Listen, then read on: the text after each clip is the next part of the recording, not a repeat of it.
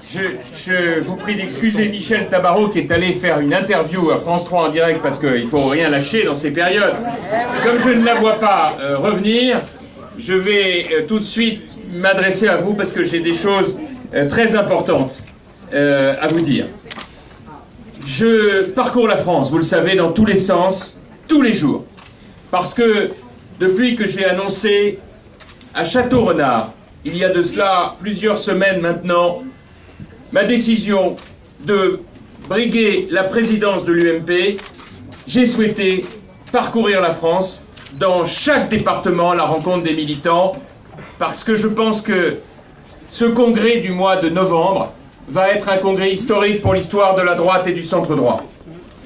Et mon passage ici devant vous à Saint-Laurent n'est pas le fruit du hasard. Je voudrais remercier Lionel Lucas de ce qu'il vient de dire. Bravo.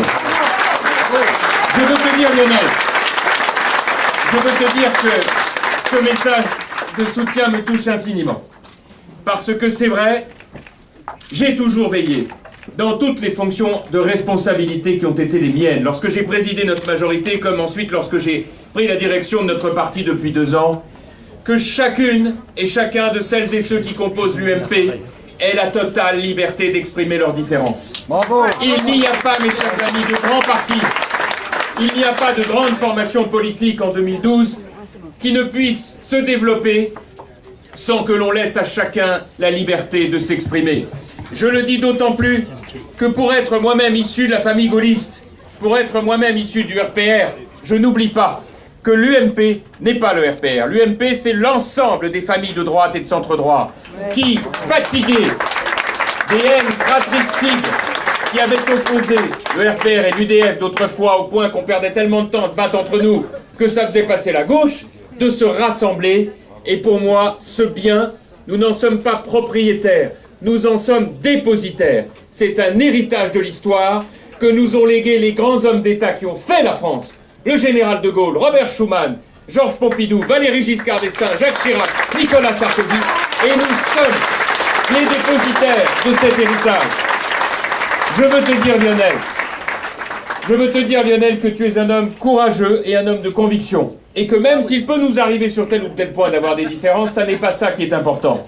Ce qui est important, et je veux le dire à chacune et chacun d'entre vous, c'est que je me battrai toujours pour que chacune et chacun de ceux qui composent l'UMP, même si je n'ai pas le même point de vue qu'eux, puissent dire leurs différences. C'est ça, une grande formation politique moderne.